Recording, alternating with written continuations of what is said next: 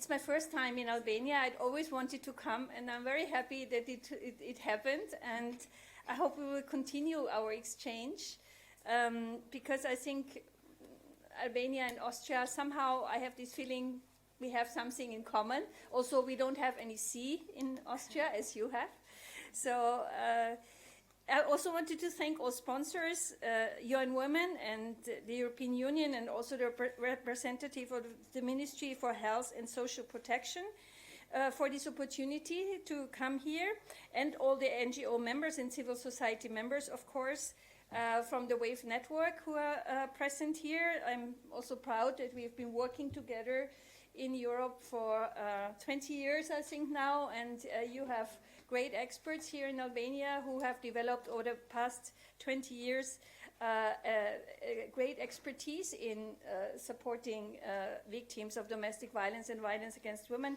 Unfortunately, as we can see in many of our countries, this expertise can often not be used in the way that we could, because we are lacking the resources. It's like you have doctors but no hospitals where they can cure the people.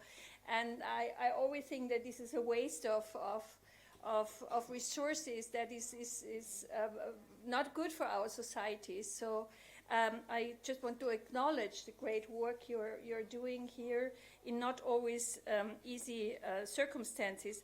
I also want to express my regret about the people who died in the earthquake, and many people who have become homeless in this situation. And if there's any way for me to give a little donation here, just tell me where the box is. I also want to contribute a little bit. And it's great to hear how your communities and your society has been working together to support the people affected by this disaster.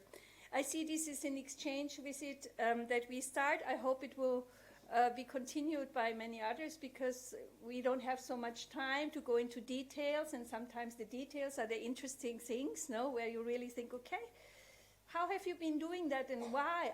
That's a good idea. So these things can't happen if we have a setting like this where I'm speaking to you and you cannot really speak to me, and I cannot learn so much from you. So that's my vision, that in the future, maybe good, because we're not so far from each other, we can have more exchange visits. I'm also glad to see here Iris, my colleague, former colleague from Grevio. Iris, where are you? She left already? Okay, because she has to go to Strasbourg, because we've been working together in the Grevio committee for 4 years, and it's nice to see her here in her home country. And I'm also very pleased about the young expertise here and the future of Albania, as I said, and because we all see in our societies more than ever that we need a renewal of our systems, of our political systems, of our social systems, and that's a great job for young people. And I hope many of you will go into politics also to show that it can be done in a different way, and to lead our societies into a good direction where the human rights are the base of our communities. And on this Human Rights Day, I also always think about how the human rights came about. I mean, I'm born in Austria. Austria is a country who, as you know, has unfortunately caused, together with others, two of the worst wars in the world in the last century, and has been part of a horrible fascist system that has caused so many atrocities, including bad development for the whole continent, I would say.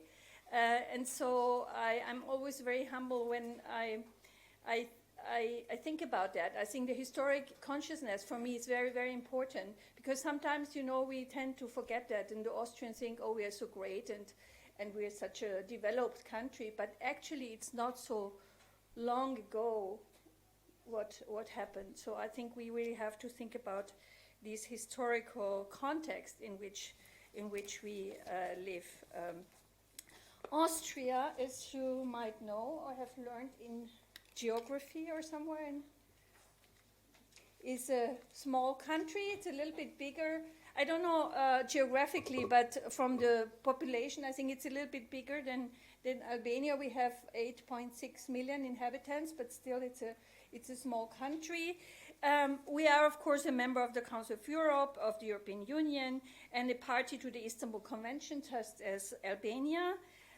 We ratified the Istanbul Convention in 2013, and also like Albania, Austria has already been monitored. So we have these two reports. They look very similar, Albania and Austria. So Both A's. Both A's, yeah. That's also something we have in common. And I want to also address these recommendations for Austria a little bit. Unfortunately, today we'll not have time because I would love to discuss the Albanian recommendations and compare it but maybe someone will write a thesis about this, for instance. That could be interesting also, so that we can go a little bit deeper. I wanted to give you an overview over the specialist women's support services. This is one of the elements of the Istanbul Convention, that you need to have specialist support services. Now, I mean, we had the chance politically and historically to start earlier than you with these services. You have 20 years of experience. We started in the 70s, and I was actually one of the founders of the first women's shelters in Austria in 78. So we have had more time than you, and still I can tell you we haven't solved the problem yet. It needs a long-term commitment, because violence against women, domestic violence, is so deeply rooted in our societies. But we did manage in these more than 40 years to build up a network of services, which is still not enough, I have to say. It's still not enough, but it's a start. So there's a national helpline funded by the Federal Ministry for Women, Family and Youth. The colleagues the colleague from the ministry here. This helpline is working 24 hours and toll-free, so you can call any time and 7 days. We have 6 regional helplines, which will now be expanded to 9 regional helplines, because we have 9 provinces, and so this is one of the recommendations of Grevio, that we need these regional helplines for victims of sexual violence in every province. There are 31 women's shelters, as I said, since 78, and 4 shelters in Vienna. There are 9 intervention centers. I will tell you a little bit what an intervention center is afterwards. You probably also know it, and I have distributed also these little brochures. There's 1 center and shelter for victims of trafficking. There's 1 shelter for girls and young women victims of forced marriage. 5 counseling centers for women victims of violence, which is a non-residential help if you're not in the shelter, and 30 general counseling centers for the advancement of women, where you can go to with any kind of problem you have, divorce, health problem, children, or whatever. So this is a little bit the network. All these services are almost 100% funded by the government. It's either the federal government or the regional government or the municipalities. Now, this is a big difference, I think, to Albania, because many of your services are funded by international donors still. And so the question is, why can Austria afford that? I think it is because maybe Austria is a bit wealthier, but also it is because there's a kind of consensus in the society that these services should be part of, like, the normal services that a country is providing to their citizens, like health and other services. So, and of course, the big question is here: where does the money come from? It's one of my favorite topics. I'm thinking about what are we spending money on, and why are we spending money on what we are spending and not on other things. It's an interesting question because we take things for granted. We just don't question that, you know. And since a few years, I'm always looking at these questions. And when I was passing with the colleagues yesterday, we went to a wonderful restaurant, by the way, wonderful food. And we were passing the football stadium, and I was thinking, wow, what a big football stadium. How much did that cost? And what other things could you fund with that? So I have become obsessed with this question. And also, we are now more looking in implementing the Gravio recommendations. We are now more looking into how is the budget made in our country, and who is deciding what gets into the budget and what not. What is the budget logic? It's very interesting to do that. Usually civil society or social organizations are not engaged in that, you know, because money is not our business, so to speak. But I think it's very, very important to look at that and to also ask these questions. And the UN Beijing Platform for Action, maybe you know this document. It's the outcome of the 4th World Conference on Women, which will be celebrated 25 years next year in everywhere. There is in the Beijing Platform for Action, there is a recommendation that the countries should look at especially also at their military spending, and should see, I mean, if there is in the military spending, what is the proportion of military spending and spending in other areas? It's quite something to have that in a document, you know, because usually that's not questioned. Military spending is not questioned. But I think this is one of the things we need to question. And there is I don't know if you know the organization Women's International League for Peace and Freedom. It's one of the oldest peace organizations, more than 100 years old. They have made a nice calculation. They have looked at the military spending of the global military spending of 1 year, which is, I think, 1.3 trillion dollars. I can't even imagine how much that is. It's a lot of money. And they've calculated that could finance 6,300 years of UN women work. 6,300 years of the work of UN women for 1 year of military spending. So there's something wrong in what we are spending money on and what we are not spending money on. So sorry for starting with this topic before I go into the Austrian legal system, but I think it's a very, very crucial question for our societies that we have to always think together with other questions. Okay, so do you have any questions regarding this overview? No? Okay. So we go a little bit to what we do in practice. I'm not so good in handling these devices.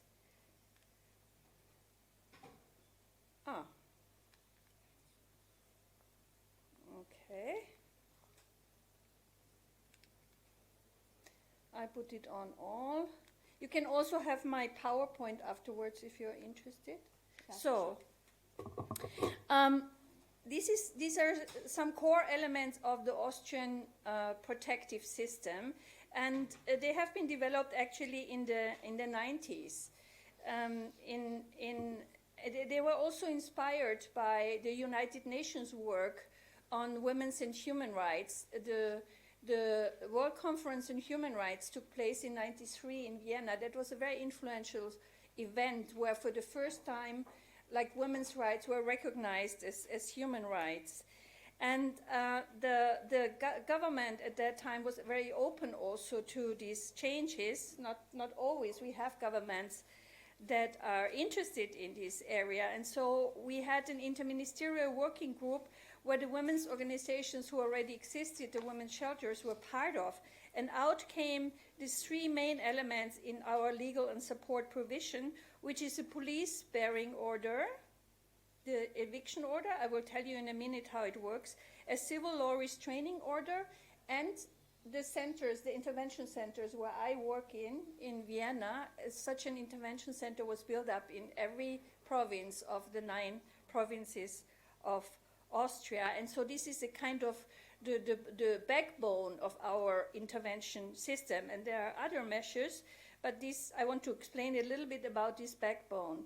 So how does a survivor get into our intervention system? I've mentioned the helpline.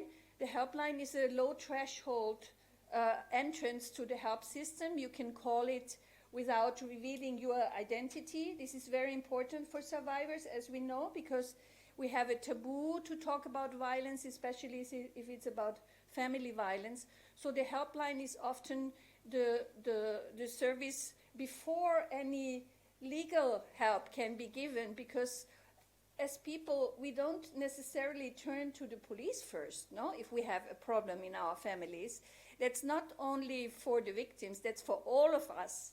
You know, I have been thinking often, would I go to the police if my brother would hit me? It would take a long time, I think. So I think we have to, as you know, I mean, you're expert, also have to keep in mind that it's not easy to report these kind of violence and crimes. And that's why we have a low reporting rate in all the countries. In some countries, it's even lower than in others. It very much depends on how much awareness raising you do and how much this is a public discussion if victims dare to report. So the helpline is our, is the first help, so to speak. And then because the eviction and bearing order by the police requires that someone is calling the police. So very often from our experience, it's actually the victims themselves calling the police. But we also have situations, about 20%, where it's like the neighbors calling the police, or someone in the street, if the violence happens in public, if the child or a woman is hit in public, then also some public person. So what happens in Austria if the police is alerted to such a situation? They, of course, have to go out immediately. That's a requirement. Also in the Istanbul Convention, immediate support. So you have to have a priority system in your police system for these kind of calls to make sure that the victims are served immediately. And then our police has to, they always go out in patrol cars with 2 people. I think that's also the same in Albania, no? So they have to immediately assess what happens. That's a difficult task. I have been doing police training for many years, and I've learned that how difficult this task is, because you have to, in the situation, assess what happened. You have to orient yourself. You have to look after the safety, after your own safety. It's a quite challenging intervention, and especially in domestic violence, you have to intervene. You have the feeling you are intervening in a private home, no? So the police tends to not to go in and to go out quickly again. It's a kind of natural impulse, so to speak. So we have had to train the police that actually they have a place in the home, that they're not strangers there. They are not. They have an important role. So, I mean, there is a lot of details which we can't go into, how we do police training, about how to interview the victim and the alleged perpetrator or alleged victim separately, so that there is a safety guarantee. There's a lot of difficult questions to answer here. How do you do that in a house? How do you make sure that you interview in a safe way? What are the rules? How can you? So you have to see, where do you stand, for instance, in a house. Where do you put yourself?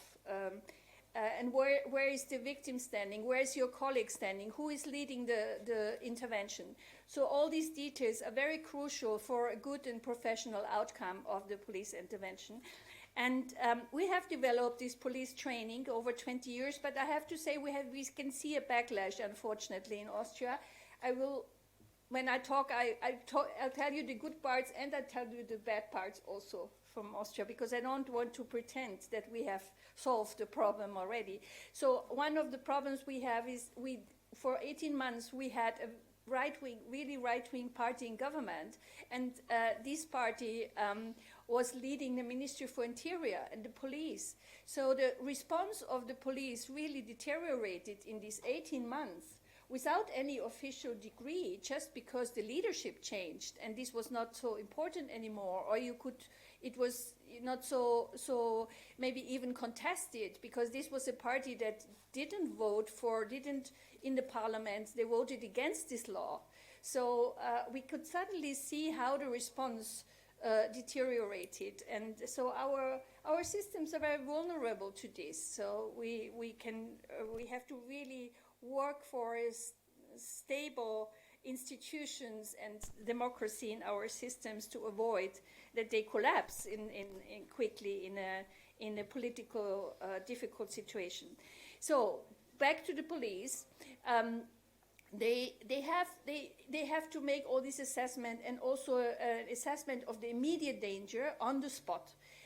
They have to decide on the spot if the perpetrator, who is the perpetrator, and to evict the perpetrator from the home if there is an immediate danger to life, death, life, health, or freedom of a person. So that's a big challenge already to do that. I have to say that in general, the Austrian police, apart from political crises, managed that very well. From the beginning, we had a quite high number of police expulsion orders, and the goal to guarantee the victim to stay at home and to force the perpetrator to leave has really been reached in Austria through this law. So we have in all over Austria, I have a statistic also later that I will show you, about 8,000 police bearing orders a year. So when the police is deciding that a perpetrator has to leave the house, this is for 2 weeks.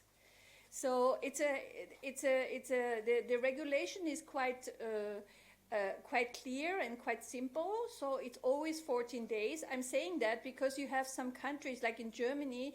In Germany, you have 16 Länder, and each of them has a different police regulation. So sometimes this police eviction order is a few days, and then it's up to the police to decide how long. That makes a problem. So I think it's very good that it's very clear. The police officer doesn't have to decide for how long do I expel a person. It's always these 2 weeks. Of course, every perpetrator or alleged perpetrator has rights.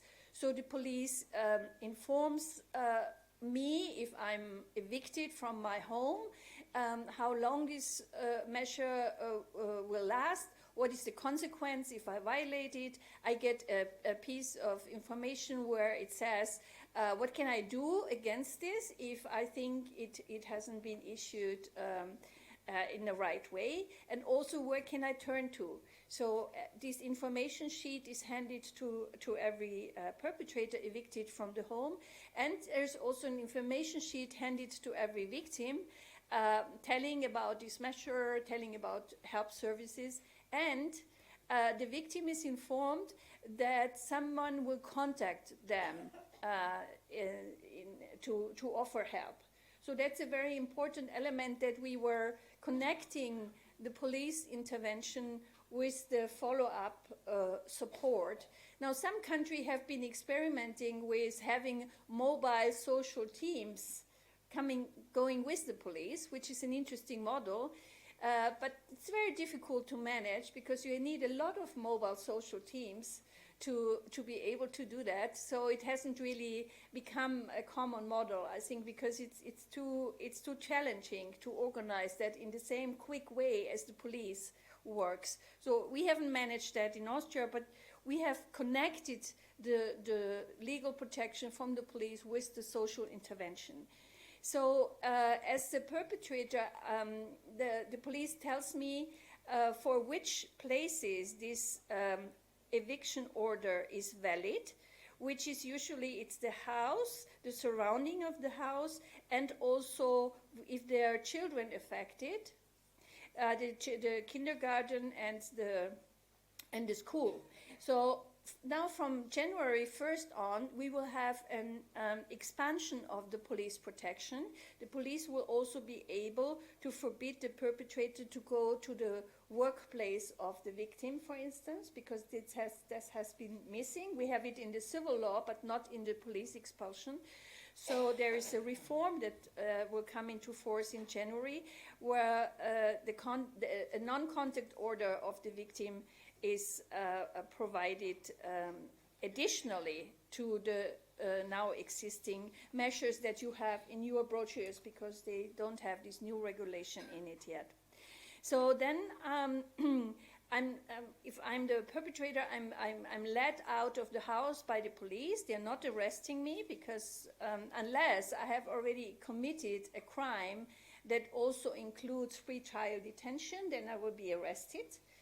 But if that's not the case, I can just walk out. I go with them. They make also sure that I can take my personal belongings for these 2 weeks, and they go with me, not far away, but to say, okay, don't come back.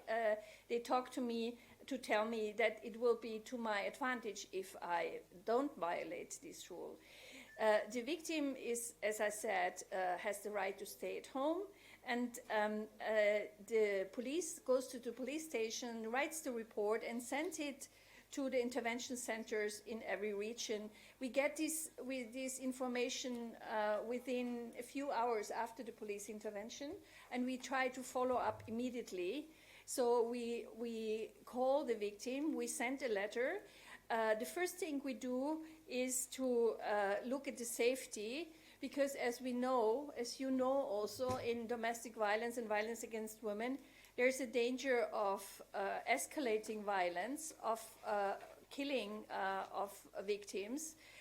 We have regular, unfortunately still, despite all the efforts we have made, regular homicides in this area, and we even have a rise in Austria, unfortunately, about the homicide cases.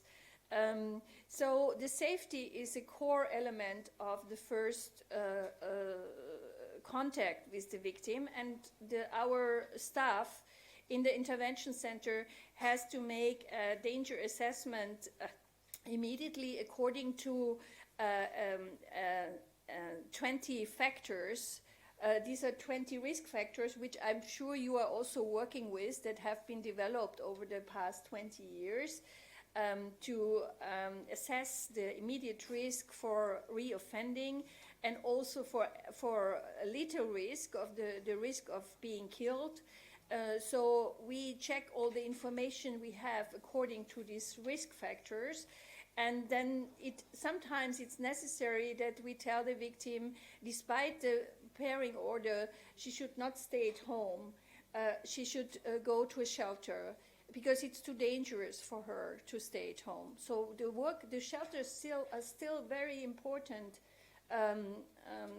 institutions, and we haven't this law that the victim should have the right to stay at home hasn't decreased the need for shelters, because I think some politicians were hoping, okay, now we have this law and we don't need the shelters anymore because it's cheaper to have a law than shelters.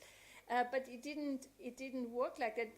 The reason is also because the numbers of victims is much higher than the services we can provide. So we have a high dark figure there, and if we get more victims to get help, of course our systems are not enough.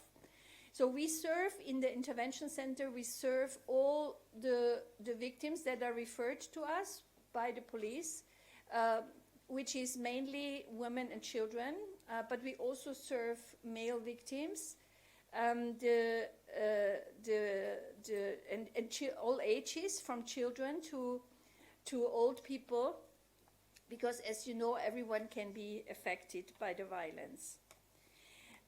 So these 2 weeks are the police bearing order is valid. And then the question, of course, arises, what do we do afterwards?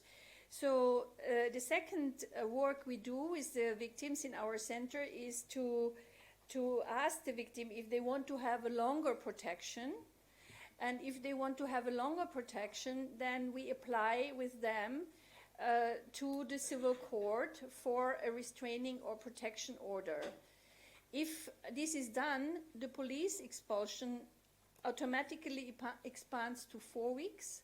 So the court has 4 weeks, usually 2 to 3 weeks, or maximum 4 weeks time to make this decision.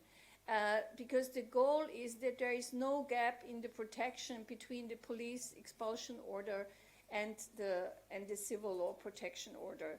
So this works quite well. The courts, this is the district court's task to issue these civil law orders, and they really make these decisions within the time frame that of the police expulsion order. One strong reason why they do that is that they know if they don't do it in time, the perpetrator can go back home, and this is a safety problem. And they also have to give the key back to the perpetrator, because the police is seizing the keys from the perpetrator. And if the court and the police sends the keys to the civil court, and if they don't issue the order in time, they have to hand over the key back to the perpetrator to open the door, so to speak. And they, of course, don't want to do that. So it really works well that within this time frame of 4 weeks, they issue these orders. Not all victims want a civil court order. It's about 1/3 of our victims that apply for such an order. The others decide that these 2 weeks are enough for them to have a protection, and they want the perpetrator, which is often the husband or a partner, to come back home after this, which of course we also respect, because it's a human right to live free from violence, but it's also a human right to privacy. There's also human right to privacy, Article 8 in the European Human Rights Convention, the right to family. So we would never be allowed to tell a victim that she should separate from the perpetrator. We would never force her to do that. We think it's not legitimate to expect from victims that they separate. This is something that we can hear often. I don't know if you have these discussions also, that victims are kind of accused. Why do you live with this person? Why do you not leave him? We think these questions should not be asked, because they're an accusation and a questioning of a right. So every person has, it's a personal decision if we want to separate or not. But still, the society has to stop the violence and has to do something against the violence. So that's the big question, of course, for all of us. That's the big challenge. How do we change the violent behavior? And in Vienna, we run a perpetrator program in our center for 20 years now, together with the Men's Center. You also have, I know that you also have several perpetrator programs in your country. Now, the challenge we still have with these perpetrator programs is that most perpetrators don't like to go to attend them. So, and the referral by the court doesn't work so well still. So they have to be mandated to the program. That would be very important. We are working on that also for the children, because it's another concern of our center. We have, as I said, we serve about 5,800 victims a year in Vienna alone. And we have about another 5,000 children in these families that are witnessing violence, that see the violence, that hear the violence, hear about it, see the effects. And at the moment, we cannot serve these children. We just don't have the resources to serve all these children. This is one of the Grevio criticism in Austria, that these children don't get enough support. So that's a huge challenge for our government, because to serve 5,000 children, you need a lot of resources. You can't do that with 100,000 euros. You have to take a few million euros in your hands for this service. So this is one of the challenges we have. Is this very different from your system, what I have been telling? Një unë po bëj një pyetje që lidhet me mbarvajtjen e urdhrit të mbrojtjes të dhënë nga policia. Ne me ndryshimet e ligjit për masa ndaj dhunës në marrëdhëniet familjare të vitit të kaluar, të 2018-s, parashikuam një mas të tillë si urdhër paraprak i mbrojtjes. Por ndeshëm me një sër barjerash konceptuale, të cilat ishin nga më të ndryshme dhe vinin nga drejtime të ndryshme. Kishin të bënin me mosbesimin për ta realizuar këtë gjë në organet e policisë, me pamundësitë e policisë së shtetit për ta realizuar këtë pasi është shumë e ngarkuar me mjaft detyra. Por mbi të gjitha, një pengesë serioze ishte ajo që u ndesh në parlament gjatë diskutimit të projekt ligjit të paraqitur për ndryshimet në ligjin për masa ndaj dhunës në marrëdhëniet familjare, ku ngrit pretendimi se policia e shtetit nuk mund të dhunojë të drejtën e pronarit për ta nxjerrë atë nga shtëpia. Kështu që në gjithë këtë kuadër, ne u përpoqëm të gjenim një formulë të përshtatshme për kushtet e vendit, gjithmonë nisur nga përvoja austriake.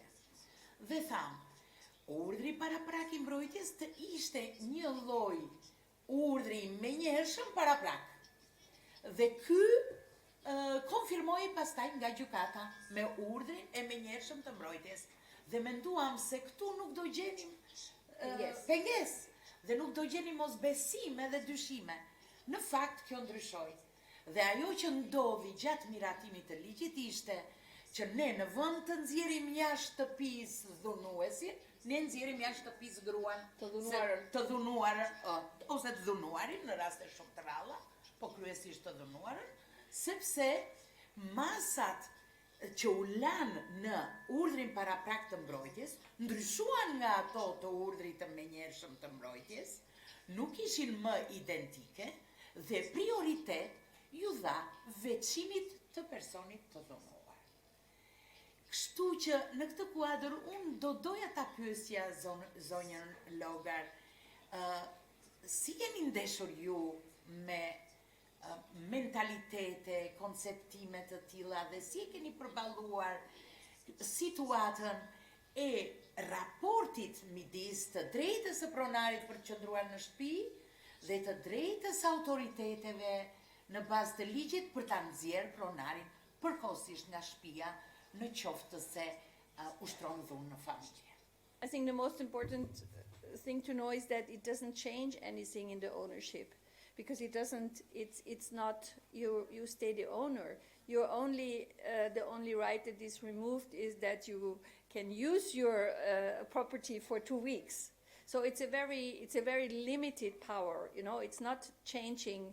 And sometimes it's discussed as if the property is taken away from you, but it's actually only the right to be in there for 2 weeks. So I think this is how we can ease the criticism or the fear, because it doesn't change anything in the property right. And then you have to raise the question, whose rights do you serve in this situation of immediate violence? Do you want to serve the right of the victim to stay safe at home, or do you want to serve the right of the perpetrator? And all law and all international jurisprudence very clearly states, like CEDAW or the European Court of Human Rights in these cases, very clearly states that the right of the perpetrator cannot supersede the right of the victim to live safe. So I think it's not a legal question. It's probably a political question. From the legal system, it's quite clear. It's the important is just to find a majority in parliament to promote this. And the argument would be that the Istanbul Convention very clearly requires that in Article 52, no emergency bearing order. It's a very clear requirement that you need to have a provision that allows the victim to stay at home, so that you're not producing refugees who have to flee the home. And I mean, it's good to have the shelters, but victims shouldn't be forced to have to go to shelters. You should never, first of all, it wouldn't be legitimate to give any order to a victim. You have to be very clear about that. I mean, that's not empowering. It's against the human right of the victim to be able to decide what she wants to do. So any rule that forces a victim to leave or to go to a shelter, you have to question in your system. There is a strong element in all our societies, because violence against women, domestic violence, has been such a hundreds of years old problem. There is a strong tendency to demand the change from the victim rather from the perpetrator, to demand certain actions from the victim and not from the perpetrator. We have to counter that. We have to constantly say, yes, but it's the accountability. The perpetrator has to be taken into account, has to have the consequences. And so I hope that Albania will try again with this legal initiative, and eventually I think the parliament will pass it, because it's not a just situation that the victims have to run away from violence. So we had this discussion as well, of course, in Austria. So we have, like you, we have mountains. We have snow in the winter, so there was the fear that there would be casualties, so to speak, of this law, when the men would be sent out of the house in winter and didn't know where to go. All these fears were raised. We had a lot of discussion on it. Actually, I can tell you, in 20 years, nothing happened to any of these people. Most of them go back home. If they can, they go to their mom. Mom always takes you in, whatever you do, you know. If you have a mom, she will always take you in. We also try to set up some institutions for this, for perpetrators, but it wasn't very popular. They didn't like to go to these places, so it's not worth doing that, I can tell you. They prefer to sleep in the car for 2 weeks until the wife takes them back. So institutions was not a good solution, and actually it didn't turn out to be a real problem. In the places where we don't have homeless facilities, it's sometimes, like in the rural areas, you would have some pension or some bed and breakfast, for instance, where you in the tourist area, there's always accommodation. And then we have a good social system. So even the social system would pay for the accommodation in the case if some person would really have no money, you know. So no one really had to sleep in the street, I can assure you. What we do have is we also have, of course, we have women evicted by the police. And there you can see the gender stereotypes. Women are evicted by a much lower degree of violence. The police already identifies women as dangerous when they, for instance, are drunk and shout loud. No, that's already whereas with a man, to be drunk and shout loud would not be seen as a dangerous thing. So you have a gender bias there. So what do you do with that? How do you address that? Because actually women have a higher risk of being evicted, so to speak, than men. The thing that saves the woman is that they are show very little violent behavior because it's not in their upbringing. Usually, we women have to oppress the violence, but sometimes it bursts out. When this policeman stands next to you, and then you think, okay, now I'm going really to tell him that he's an asshole, and so on and so on, and then you can be evicted. I mean, that's and also what we see is if victims try to defend themselves, and for instance, if you're strangled, you have to try to get free, So you try to pull your attacker's hair, to scratch and so on, to save yourself. And then some of the perpetrators, they file a complaint. And I don't know how your legal system does that, but that's a big challenge that we have. How does the system deal with that? And we've had victims who were convicted because they had defended themselves. It's again the gender bias, I mean, it's the tolerance for women to fight back. On the one, and that's a big contradiction also. On the one hand, the women are encouraged. The little girls are already learn self-defense. How to defend yourself, how to hit back, and then if you really do it, you have a high risk. So that's the ambivalence of our societies towards violence and towards the ability of women and girls to defend themselves. I don't know if you have this experience as well. Keni ndonjë pyetje tjetër drejtuar zonës Logar? Po, Megi? Shkalimderit për prezantimin deri tani. Kam një pyetje për në si funksionojnë stresa, që ju përmendët. Ju përmendët që janë financuar nga buxheti i shtetit, por do bëja të dija për modalitetin e funksionimit. A janë të menaxhuar nga institucionet publike apo ka edhe shoqëri civile apo organizata jo qeveritare që janë të përfshira në menaxhimin e tyre dhe si funksionojnë? Thank you. I forgot to say that practically all these services are run by NGOs, mainly by women's NGOs, but also by some other like Caritas, but mainly it's women's NGOs. So we have discussed that with the government, because we work very closely with our governments. This is also democracy, an important element of working together from civil society and the state. That it's the state is not always the state is responsible for providing these services, but it's not necessarily the best actor to run the services also. So that's our government in the 90s deliberately decided that the intervention centers would be NGO based and not state services.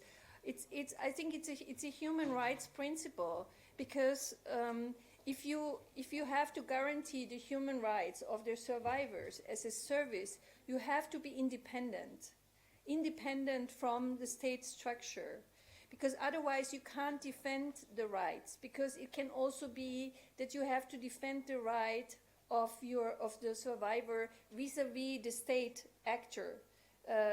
And if you're part of the state system, it's very difficult, a state system to allow a state institution to act independently on behalf of a victim. There will always be a hierarchy, and the hierarchy will tell you you're not supposed to do that.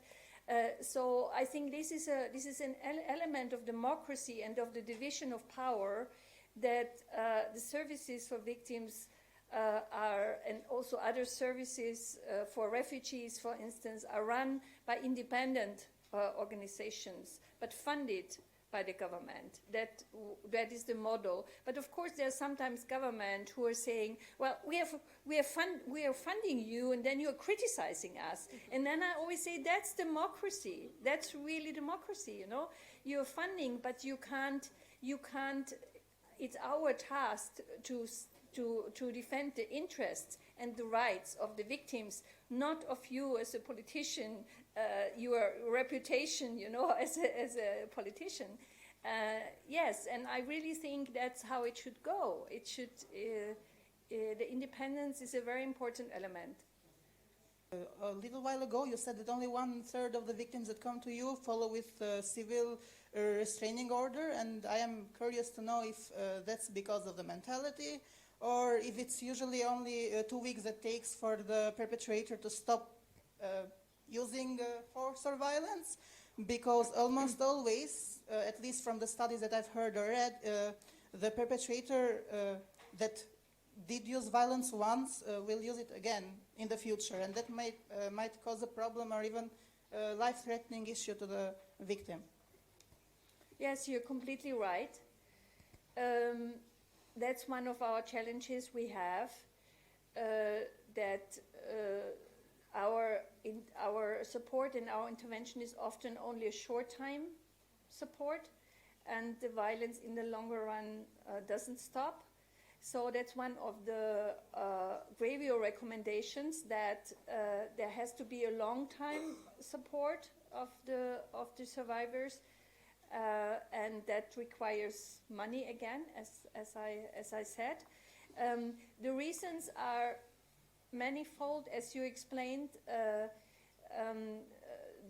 Some victims haven't really made a decision yet that they want to separate. It's a very personal decision, and as you know from your work, it sometimes takes years before a survivor decides, okay, now it's enough. No? You might know someone for 5 years, and then this person says, now I want to get a divorce. So I think we have to respect this time that a person needs, and we still have to try to address the perpetrators. So I'm for instance, I'm teaching at the University for Applied Science in the School for Social Work, and I'm trying to provide my students with skills how to talk to a person who had been violent.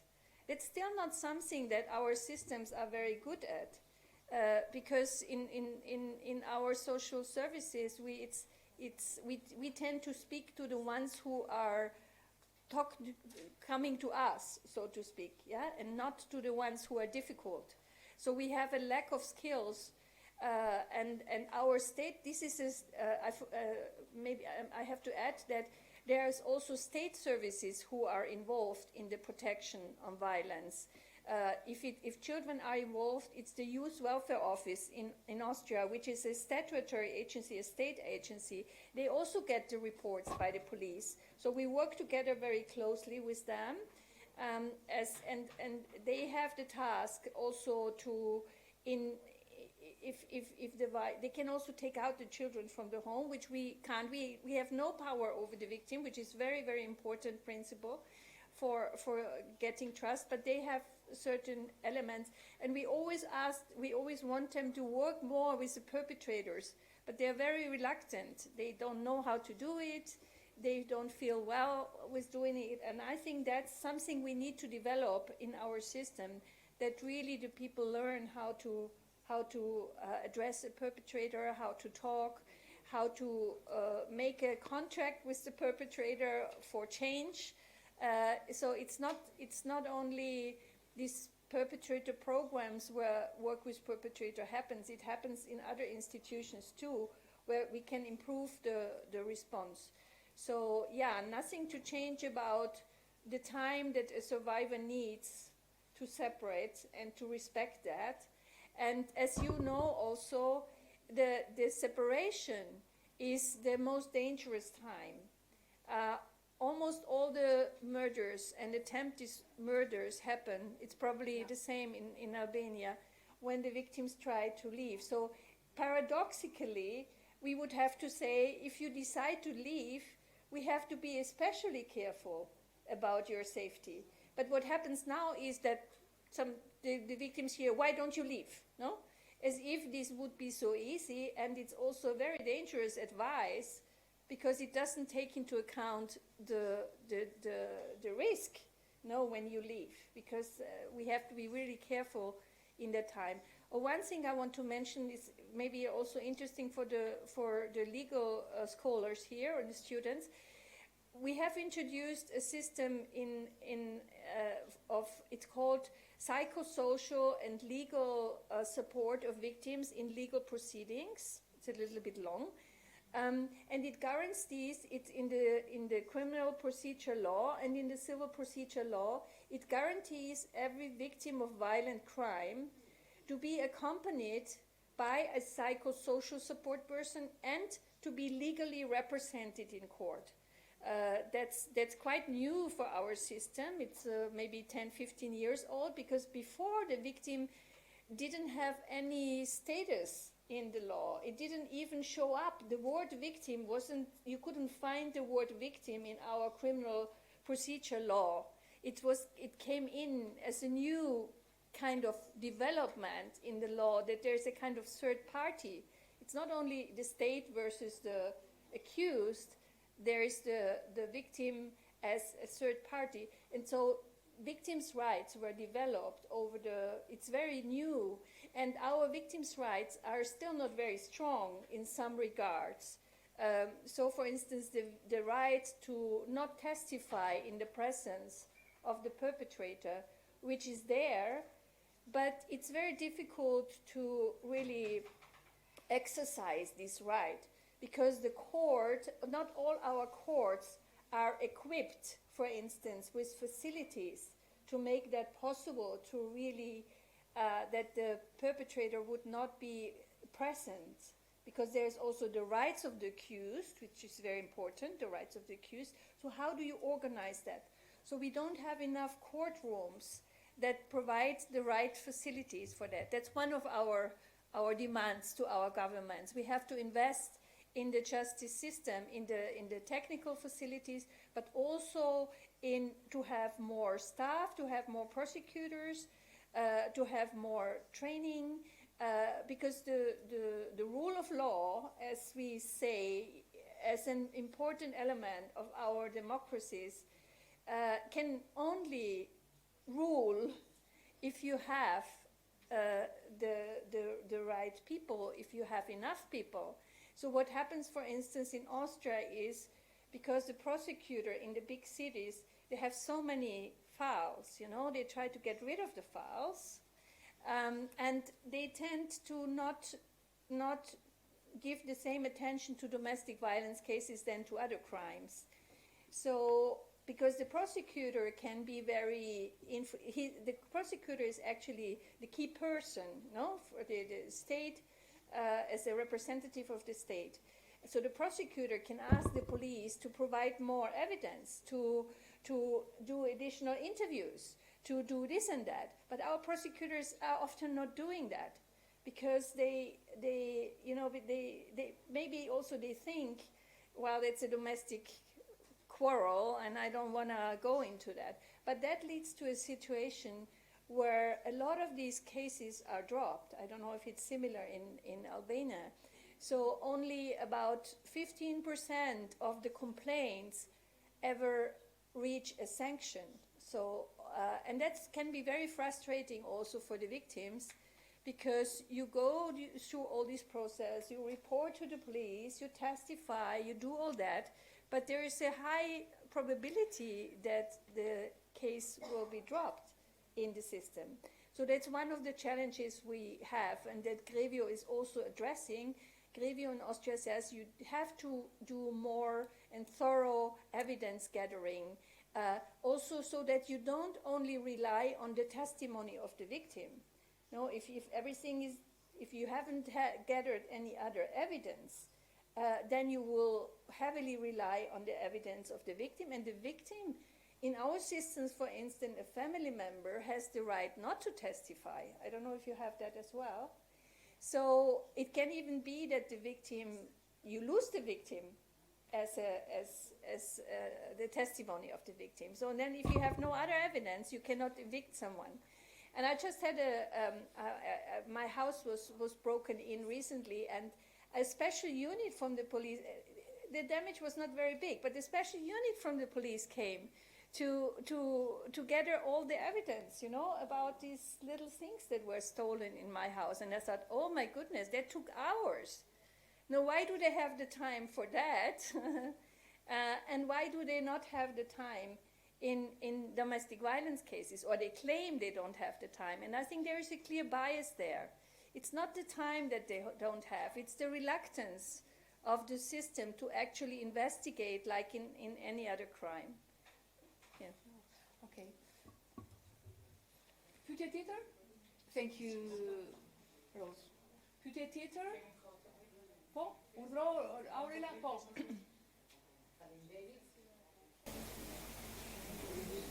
Ndjes që e marrë përsëri fjalën, por unë doja të pyesja në lidhje me dhënien e urdhrave të mbrojtjes, qoftë nga ato që lëshohen nga policia, qoftë ato që lëshohen nga gjykata. Nëse ju keni pasur raste kur këto urdhra mbrojtjeje përplasen me njëri tjetrin, dua të them këtë, që ne kemi pasur raste kur urdhri mbrojtjes ose masat mbrojtëse merren edhe ndaj burrit, ndaj dhunuesit, edhe ndaj gruas, e cila është viktim, por ndërkohë akuzohet nga dhunuesi se duke reaguar e ka dhunuar atë, dhe natyrisht në këtë pikpamje ne mendojmë se nuk duhet të ketë ndonjë problem, por problemi qëndron se masat mbrojtëse që përzgjidhen nga autoritetet lëshuese vinë në kundërshtim me njëra tjetrën. Si procedoni në këtë rast? Tek ne, kjo është thyer edhe në një problem, kjo është arsye që unë e mora fjalën dhe ta bëj këtë pyetje. Ne kemi drejtuar vëmendjen veçanërisht tek sistemi i të dhënave, te rregullimi i sistemit të dhënave, sistemit në gjykat, se mendojmë që kjo mund të ishte një arsye, por nga sa e kam studiuar situatën, nuk është arsyeja e vetë. Prandaj doja të dëgjoja dhe mendimin e zonjës Rosa. Faleminderit. Well, not so much with the, yes, thank you, not so much with the protection orders. We have this problem, but it can be that the police, for instance, if because they have repeat cases of violence, that some of the police then they would evict one or the other person alternating. So the last time the man was evicted, and then say, okay, this time we evict a woman to have a kind of gender justice. That's what they call gender justice. No? So that can happen, and then we have to. Then we have to see, okay, what really happened. Who is the primary aggressor?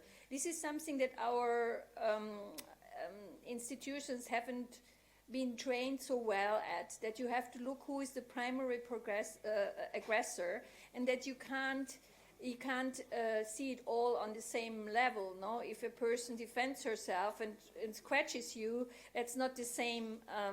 It's not the same element of aggression. So that's something that the actors have to learn, and I think something where we can together see how can we improve that. In the civil court, it doesn't happen so much because it's in Austria it's the family court. It's a family court, a family division in the district court, and it's the same people who are also responsible for custody and divorce and child rights.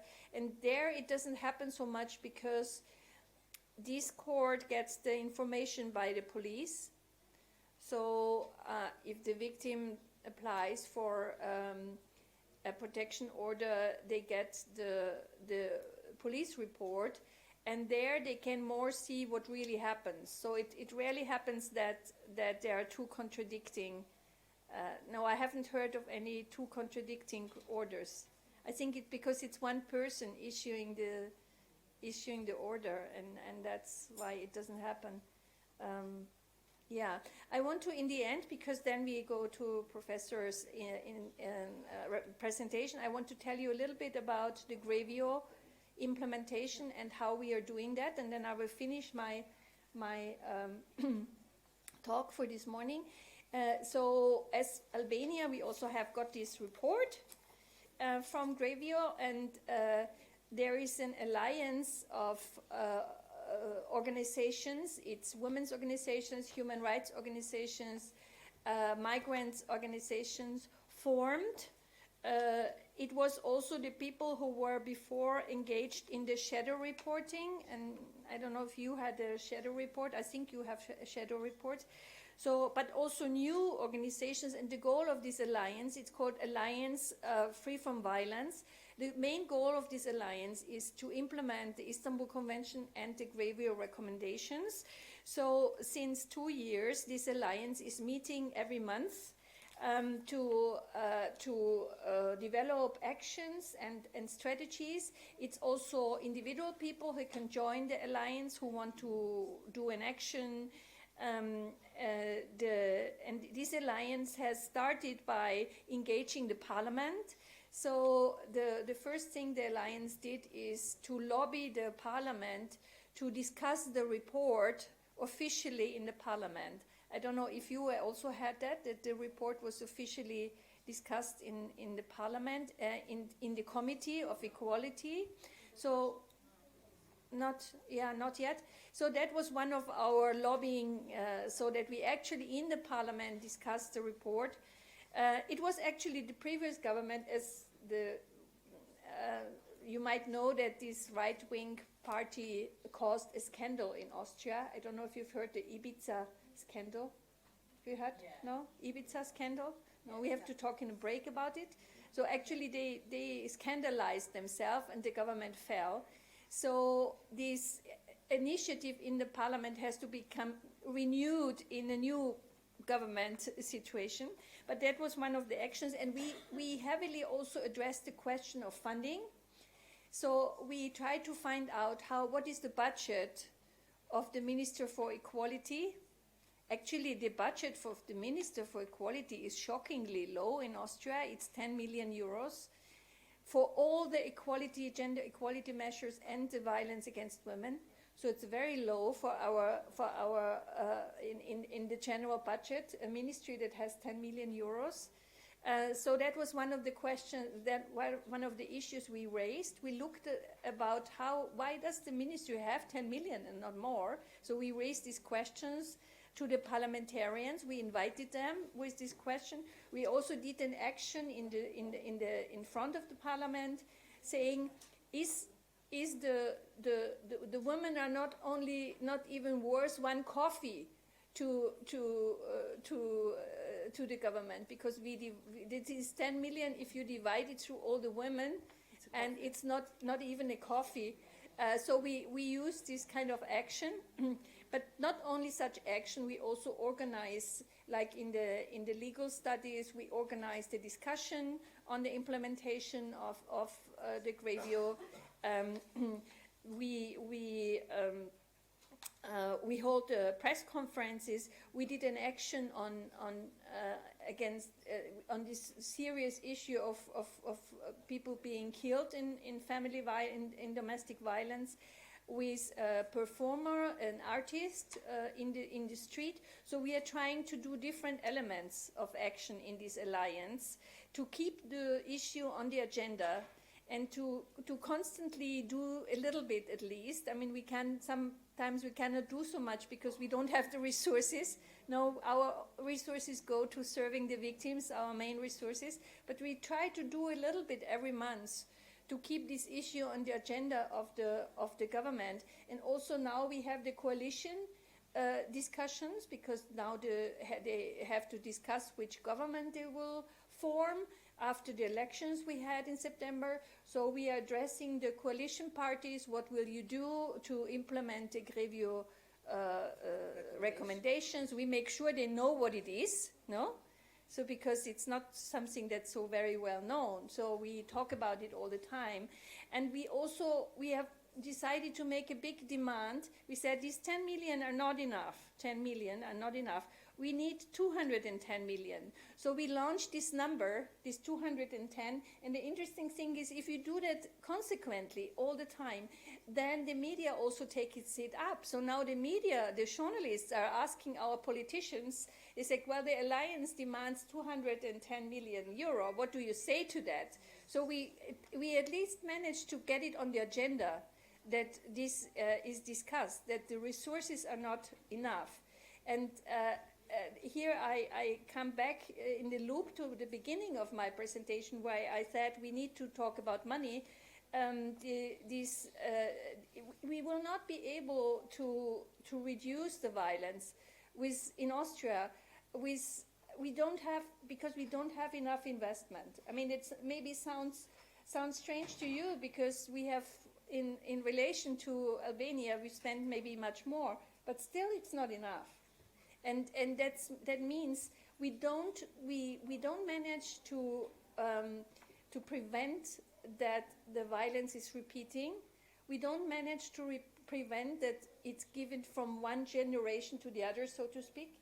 So we didn't manage to really intervene into this cycle of violence, and that also means that it keeps causing a lot of harm, a lot of problems, and a lot of costs to our society, because we know there are studies out there about the costs of violence, and it's an enormous cost, not only the interventions, the police, but also the productivity, the loss in productivity, and the health problems and the social problems we cause. And we can see in our center, it's heartbreaking. We can see we have clients, perpetrators and victims that were children 10 years ago. No, the children of our clients who are coming to our services. I think you know this phenomenon also. Yeah.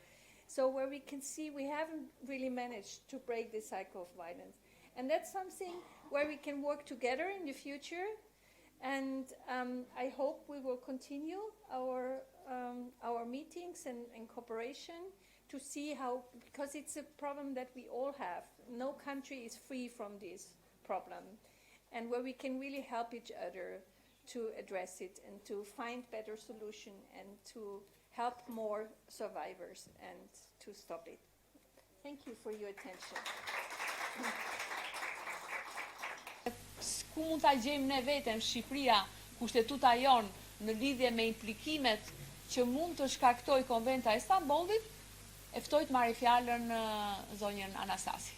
Faleminderit. Ani, faleminderit. Në radhë parë dua të them 2 fjalë për Komisionin e Venecias. Unë aty jam antare në emër të Shqipërisë, por këtu natyrisht jam një kolege juaja dhe në rolin e ekspertes për të trajtuar një nga opinionet që Komisioni Venecias ka hartuar dhe ka miratuar në tetor, në 11 tetor të këtij viti, në seancën e tij plenare, opinion I dhënë ndaj Armenisë. Ky opinion fokusohet vetëm në çështjet kushtetuese të ratifikimit të Konventës së Stambollit. Dhe shqyrton çështje të parashtruara nga autoritetet armene, ashtu sikurse ju keni dëgjuar dhe nga përvojat shqiptare, për mënyrën se si operon Komisioni Venecias dhe autoriteti I një vendi mund t'i drejtohet këtij komisioni për të marrë opinionet saktuara. Dhe kjo është dhe një nga veprimtarit kryesore të Komisionit të Venecias për të dhënë opinione të kërkuara nga autoritetet shtetërore ose ndaj organizatave të tjera ndërkombëtare e më gjërë. Konkluzioni përfundimtar I këtij opinioni nuk është kuriozitet, është se nuk ka pengesa për ratifikimin e kësaj konvente nga Republika e Armenisë për nga pikpamja e implikimeve kushtetuese. Jo pa qëllim, kam sjell këtë hartë këtu për të treguar shtrirjen që ka sot Komisioni Venecias.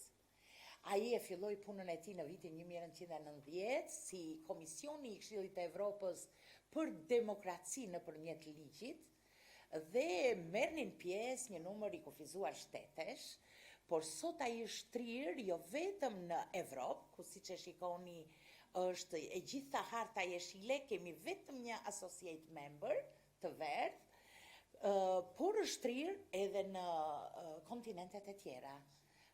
Gjithçka sa shikoni jeshile janë member states, janë shtetet anëtare të Komisionit të Venecias. Vështirë se mund gjejmë komisione të tjera të cilat kanë shtrirë hartën e veprimtarisë së tyre kaq gjerë sa Komisioni i Venecias. Shikojmë edhe në Afrikë, kemi edhe shtet me status special, ashtu sikur se kemi edhe observer, edhe observues shtete. Pra, është një komision që opinionet e cilit kanë impakt të gjerë.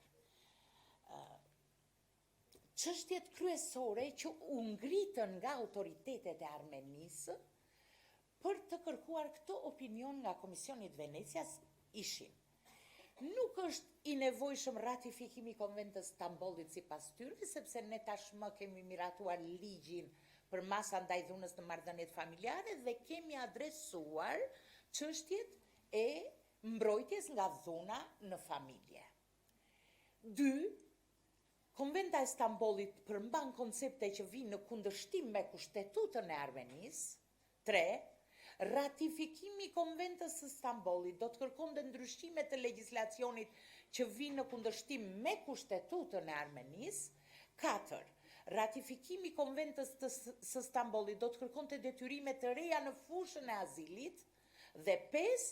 Trupi ekspertëve i vendosur nga Konventa e Stambollit ka kompetenca të tejkaluara, të egzageruara, që sipas mendimit të tyre e tejkalojnë çka parashikon kushtetuta, dhe gjithë mesazhi në këtë rast është që cënon sovranitetin e shtetit, sepse sa herë që ngrihet një shqetësim i tillë për tejkalim të kompetencave nga një organ i caktuar ndërkombëtar, ndeshja, përplasja që mund të pretendohet lidhet me respektimin e sovranitetit të shtetit. Ja dhe përhapja e Konventës së Stambollit, për hir të së vërtetës ajo tashmë ka hyrë në fuqi, sepse i mjaftonte ratifikimi nga 10 shtete, që ka arritur që në 2014 dhe ka hyrë në fuqi, por në çfarë situate jemi? Jemi në situatën që 2 vende anëtare të Bashkimit Evropian nuk e kanë ratifikuar konventën.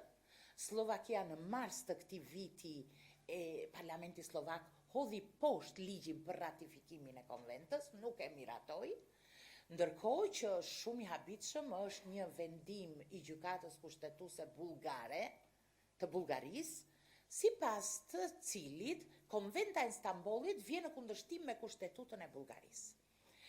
Pra, një nga arsyet për të cilat unë dëshiroja ta trajtoja këtë çështje lidhet edhe me faktin se problemet që ngrihen këtu janë të përgjithshme, nuk janë vetëm të Armenisë. Madje mund të themi që Armenia u ndikua nga këto probleme, të cilat u importuan aty, përfshirë debate që janë bërë në mjaft vende anëtare të Bashkimit Evropian dhe sidomos rolit, impaktit që ka pasur vendimi i gjykatës kushtetuese bullgare, sepse është një gjykatë kushtetuese e një vendi antar të Bashkimit Evropian e tjera. Nga ana tjetër, përfitoj nga rasti që kam dhe praninë e studentëve drejtësisë këtu, që ata të kuptojnë atë procesin e ratifikimit të konventave dhe mënyrën se si bëhet kontrolli i kushtetutshmërisë të një konvente e cila në vullnetin politik të shtetit është që të firmoset dhe të ratifikohet, por ndërkohë ka nevojë edhe për kontrollin e kushtetutshmërisë. Edhe natyrisht që nxjerrim shumë mësime. Mësimet tjera nxjerrim pastaj edhe për faktin se, siç do ta shikojmë këtu, vlerat kushtetuese janë globalizuar, edhe ne do shikojmë që kushtetuta e Armenisë pak ndryshon nga kushtetuta shqiptare dhe nga kushtetuta të vendeve të tjera. Vlerat të tjera gjithashtu përfitojmë lidhur me faktin se si mund të jetë një konvent e zbatueshme drejt për drejt, sepse ne kemi dhe në kushtetutën tonë që si rregull të parashikuar që si rregull konventat ndërkombëtare zbatojnë drejt për drejt, përveç se kur konventa parashikon, kur kushtetuta parashikon ndryshe. Pra kur konventa vet nuk është e vetë zbatueshme dhe kërkon nxjerrjen e një ligji. Kjo është ideja. Edhe do kemi plot raste të tjera për të krahasuar përvojat shqiptare me përvojat e vendeve të tjera, të cilat ngritën këtë debat. Slovaki, Çeki, Bullgari, Armenia e ka nënshkruar Konventin e Stambollit që në dhjetor të 2018-ës dhe nuk po e ratifikon për këtë arsye, për shkak të debatit që është ngritur. Dhe ishte qëllimi im që t'ju sqaroja në lidhje, edhe t'ju njihja me këtë debat, por edhe t'ju sqaroja në lidhje me problemet që janë ngritur. Dhe nga ky prezantim i shkurtër që do të bëj unë, do të kuptoni që problemet janë pa bazë. Çështjet kushtetuese të ngritura praktikisht nuk janë të bazuara. Si arritëm ne në këtë konkluzion? Po disa nga metodat kryesore që ne përdorëm ishte analiza e tekstit konventës për të gjetur argumentet kryesore. Këtu kishim një favor të madh, sepse kjo konvent ka preambull, ku ne nisemi për të kuptuar qëllimin e saj, subjektet që mbron e të tjera, po ka dhe një komentar të jashtëzakonshëm. Ne e çmojmë shumë atë komentar, e kemi të përkthyer edhe në shqip, ai mund t'i shërbej kujdo që kur na shfaqet një problem, apo kur na duhet të interpretojmë ndonjë akt, qoftë ndërkombëtar, qoftë edhe shqiptar. Është shumë i rëndësishëm. Dhe madje këtu edhe kemi reflektuar, edhe kemi thënë gjithmonë, sa mirë që çdo ligj të shoqërohet me një komentar. Unë me studentët e përdor këtë teori, që është mirë që ligji, kur çohet në kuvend, të ketë dhe aktet në ligjore me vete. Pavarësisht se ato do miratohen më vonë, po të jenë draftet e tyre, që ai parlamentari edhe qytetari që konsultohet, sepse kemi ligjin e konsultimit publik, të kuptoj se si do zbatohet nëpërmjet akteve në ligjore. Po do ishte perfekt që të ketë dhe një komentar të vogël.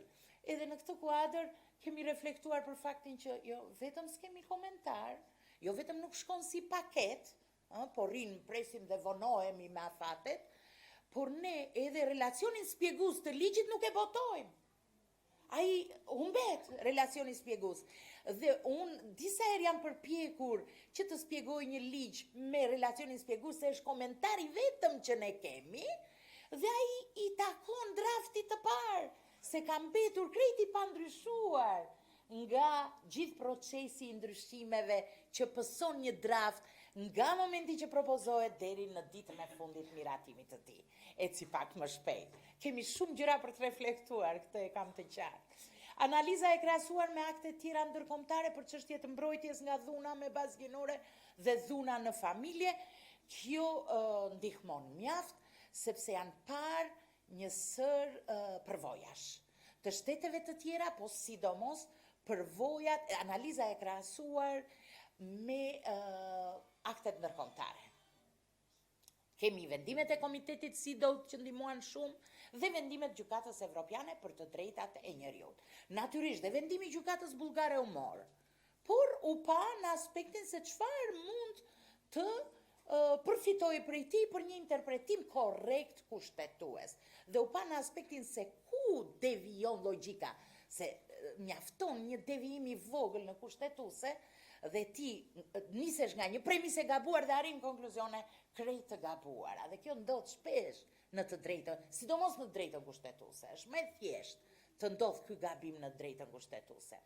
Një aspekt tjetër nga pikpamja e metodës ishte lidhja e të drejtave apo lidhja e dispozitave të konventës me të drejtat themelore të njeriut të sankcionuar në Konventën Evropiane për drejtat e njeriut. Sidomos, e drejta për jetë, mbrojtja e shëndetit, mbrojtja nga tortura dhe trajtimi çnjerëzor dhe jo human, mbrojtja nga diskriminimi.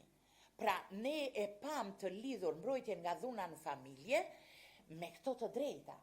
Nuk është thjesht dhuna në familje në vetvete, është puna që dhuna në familje lidhet drejt për drejt me një sër të drejtash, edhe me të drejtat tjera, respektivi drejtës familjare, respektivi i dinjitetit e tjera, po sidomos me shëndetin dhe jetën e personit. Gjithashtu në ndihmë na erdhën edhe parimet të përgjithshme, siç janë parimi i subsidiaritetit dhe doktrina e zellit të duhur. Do kemi mundësi dhe t'i spjegojmë një çik. Mund t'i spjegoj me dy fjalë. Subsidiariteti do të thotë, konventat ndërkombëtare parashtrojnë standardin, po përgjithsisht nuk i detyrojnë shtetet të marrin motamo atë që ka thënë konventa. Por janë shtetet që vlerësojnë dhe kanë marzhin e vlerësimit për të implementuar ata vetë në legjislacionin e tyre, apo në ligjin për ratifikimin e konventës, apo nëpërmjet rezervës e tjera si këto, se Armenia ka bërë një grup rezervash për shembull për këtë, për mënyrën se si do i implementoj këto. Pra ka marrë subsidiariteti, janë shtetet që vendosin, dhe ne e përdorëm këtë. Përdorëm edhe të analize krahasuar, përdorëm ato që një minutë, të gjitha këto janë një shtjellim i akteve ndërkombëtare që ekzistojnë, nuk janë fare të reja për hir të së vërtetës. Megjithëse mua më pëlqen në mënyrë të veçantë Konventa e Stambollit, jam e lidhur me të, do t'ju a them arsyen, por Konventa e Stambollit nuk erdhi si një rufe në qiell të kaltër. Ajo përmirësoi dhe konkretizoi të drejta të tjera që janë sankcionuar nga akte të tjera. Dhe doktrina e zellit të dur është ajo që është pranuar që në Konventën e Sido, me një çik vështirësi, po që në momentin që hyri në fuqi Sido, është e pranuar zelli i dur, që do me thënë, në kuadrin e zellit të duhur, shteti ka detyrime t'i marrë të gjitha masat edhe kur dhuna vjen nga privati. Ky është zelli i dur. Se në kuadrin kur dhuna vjen nga shteti, e kemi thënë studentët e dinë, shteti është përgjegjës. Kurse në kuadrin kur dhuna vjen nga privati, shteti është përgjegjës nëse nuk ka treguar gjithë zellin e dur për të marrë masat e nevojshme apo masat e përshtatshme. Pra, shikoni një sër konventash ku janë trajtuar çështje të cilat sot trajtohen nga Konventa e Stambollit, konventa për parandalimin dhe luftimin e dhunës ndaj grave dhe dhunës në familje. Kemi konventën evropiane për drejtat e njeriut, kemi paktin për të drejtat civile dhe politike, të UN-it këto. Kemi paktin për të drejtat ekonomike, sociale, kulturore, kemi konventën për eliminimin e gjitha formave të diskriminimit ndaj grave, si don. Kemi edhe UN-katin, që është konventa për torturën, kundër torturës, themin e në Shqip. Konventa kundër torturës. Pra, shikojmë një sër aktesh të mëparshme, ka dhe akte tjera, të cilat janë te drejta e putë dhe përmbajnë pikërisht këto objektiva që i ka Konventa e Stambollit. Po, këtu linte problemi tjetër, se ne nuk mund të nxirrim Konventën e Stambollit që nuk ka vlera të reja, se ka. Edhe do të bënim kujdes në këtë. Kështu që ne evidentuam se cilat ishin vlerat atere që silte Konventa e Stambollit. Dhe edhe në qoftë se do riskonim që me këto vlerat reja mund të përplaseshim me kushtetutën, ne ishim të detyruar ta bënim një gjë të tillë për hir të asaj që duhet bëjë eksperti, të vërtetën. Kështu që cilat janë vlerat e shtuara të Konventës Stambollit? Kjo konvent sankcionon dispozitat reja në lidhje me krijimin e institucioneve specifike, është një nga konventat më konkrete, që me cilat të paktën unë kam punuar, veçanërisht krijimin e rrjeteve të koordinuara të brendshme, brenda vendit. Kërkimin dhe mbledhjen e të dhënave, ka një kapitull të posaçëm të konkretizuar si në rrallë konventat të tjera. Përfshirjen e OJF-ve dhe bashkëveprimin shumë institucional, edhe kjo është shumë e konkretizuar në raport me konventat tjera. Parashikimin e masave parandaluese konkrete, edukimin e ka në fokus të veçantë dhe ky u godit më shumë nga pretendimet për antikushtetueshmëri, sepse u godit me pretendimin që konventa detyron prindërit që të heqin dorë nga edukimi tyre për fëmijët, sepse detyrat që parashtrohen i te kalojnë të drejtat, respektimin e të drejtës së prindërve për edukimin e fëmijës së tyre. Trajnimi profesionistëve përfshirë dhe sektorin privat edhe në media. Pra, jo vetëm trajnimin e profesionistëve pjesë e stafit të autoriteteve publike, por edhe private, dhe përfshirë dhe media. Ka një qartësi të papërshkruar të masave mbrojtëse. Aty ti kupton se cilat janë masat mbrojtëse, cilat janë masat pozitive nga shteti, si janë ato masa, si mund të ndahen në masa pozitive, të përshtatshme, të nevojshme, të domosdoshme, do me thënë për shkallëzimi që bëjmë neve në këto raste, dhe për t'i dalluar nga qëndrimet negative të shtetit, ku shteti është ndërhyrë. Dhe kjo konvent e bën më mirë se sa konventat e tjera. Përfshin shërbime të përgjithshme, të specializuara për dëshmitarët fëmijë, për informimin e viktimave, përfshin norma, dispozita, të cilat janë pjesë e legjislacionit substancial, thelbësor dhe ati procedural, si civil, edhe administrativ, edhe penal. Përfshin garancit për viktimat. Kjo konvent është instrumenti par evropian që lidh në mënyrë të shprehur këtë fenomen me stereotipet gjinore dëmtuese. Pra e ka lidhur dhe e ka qartësuar faktin që një gjuhë neutrale e ligjit nuk i zgjidh hallet, nuk i zgjidh problemet. Duhet që gjuha e ligjit të godas stereotipe dëmtuese, përndryshe nuk arrihet mbrojtja e gruas nga dhuna me bazë gjinore apo nga dhuna në familje. Edhe vendos një organ të ri ndërkombëtar siç është Grevio për të monitoruar zbatimin e këtyre masave dhe nga pretendentët, se e thash këtë si te Odiseu, pretendentët për antikushtetueshme, mëtonjësit, këtu ngritën çështjen e Grevios si shkelës të sovranitetit shtetit. Termat, konceptet që mund të përplasen me kushtetutën, që u ngritën, kishin të bënin me faktin pasi konventa në nenet saktuara, krahas personave apo subjekteve kryesore që ajo merr në mbrojtje, cilët ju e dini janë gratë dhe të gjithë antarët e familjes, sepse s'mund të veçoj, natyrisht që gruaja pëson dhunë më shumë në familje, mund të pësoj më shumë dhunë për shkak të dhunës edhe për shkak të ndërhyrjeve jo proporcionale, edhe për shkak se është grua, për shkak të stereotipeve gjinore që ekzistojnë, por natyrisht konventa merr përsipër të mbrojë gjithë pjesëtarët e tjerë të familjes dhe në mënyrë të veçantë u jep prioritet të moshuarve dhe fëmijëve, edhe personave me aftësi të kufizuar.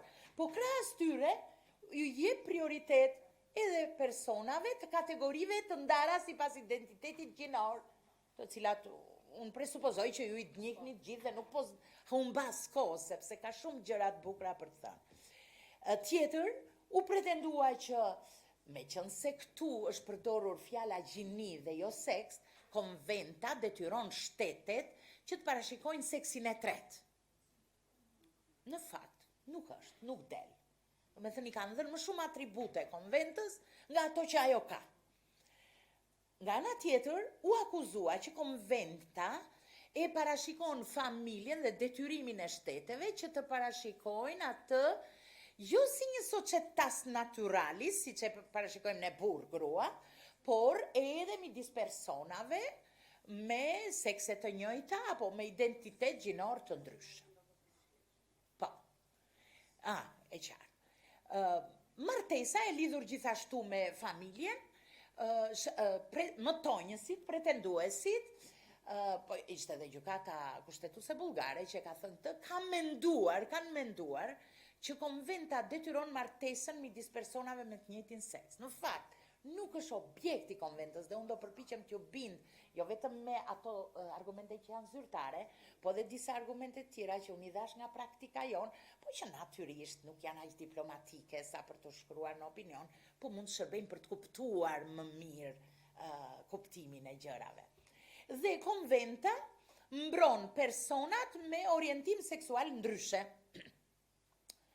Natyrisht që të gjithë personat do i mbrojmë, se të mos mbrohen, por duhet ndar objekti dhe fusha e veprimtarisë së kësaj konvente dhe cili është qëllimi i saj kryesor dhe pse konventa përmend dhe angazhohet edhe me persona të tillë.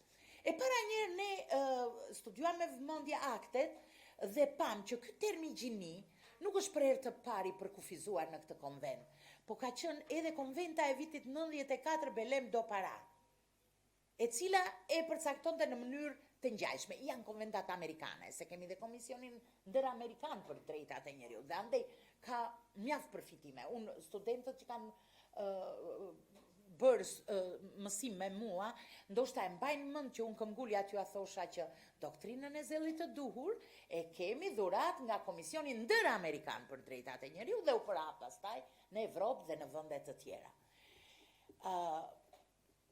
është absolutisht e vërtet që edhe pse ajo vetë ka dhënë për kufizimin e gjini, pse e ka dhënë ajo? Sepse ajo ka dashur të evidentoj rëndësinë që ka praktika, barazia de facto, barazia reale dhe vëmendjen që duhet i kushtoj shteti ndalimit të stereotipeve me bazë gjinore.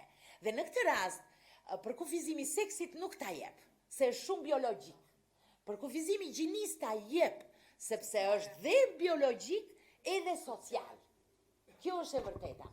Dhe natyrisht që mua më duket shumë e drejtë që artuesit e konventës kanë zgjedhur termin gjini në vend të termit seks, se duan t'i japin gjithë veshjen, korracën sociale gjinis apo seksit. Nuk ka qenë qëllimi për të detyruar shtetet që të miratojnë legjislacion për seksin e tretë. Nuk del kjo gjë. Mbase, po të ishte nuk do kishim turp ta thoshim, por nuk del aty kjo gjë. Ky lloj përkufizimi, thot opinioni, u shërben shteteve palë si një mjet për të interpretuar dhe kuptuar më mirë dispozitat e konventës. Kjo dispozit u drejtohet kundër stereotipeve gjinore, këtë e spjegova unë pak a shumë. Gjithë qëllimi ka qenë pikërisht koraca sociale. Çështja e lidhjes së konventës me diskriminimin. Natyrisht, mbrojtja e personave të cilët i përkasin komuniteteve të LGBTI-s, kategorive me identitet gjinor të ndryshëm, mbrojtja e personave me aftësi të kufizuar, ose që kanë një nga ato shkaqet e parashikuara edhe në Konventën Evropiane për Drejtat e Njerëzit dhe legjislacionin ton për mos diskriminimin. Është adresuar në konvent. Pse? Sepse konventa e ka lidhur mbrojtjen nga dhuna me bazë gjinore dhe dhuna në familje me mbrojtjen nga diskriminimi. Se duam apo s'duam ne, konventa pranon atë që ka thënë në fakt Gjykata Evropiane për Drejtat e Njerëzit te opus kundër Turqisë, që me gjithë se dhuna ndaj grave është një fenomen me shkaqe të shumta, ajo ka një dimension strukturor që shpesh lidhet me diskriminimin ndaj grave dhe pozicionin e tyre juridikisht inferior në shoqëri. Dhe konventa i inkurajon shtetet që të mos e anashkalojnë këtë aspekt dhe të kenë në vëmendje perspektivën e ndjeshme gjinore.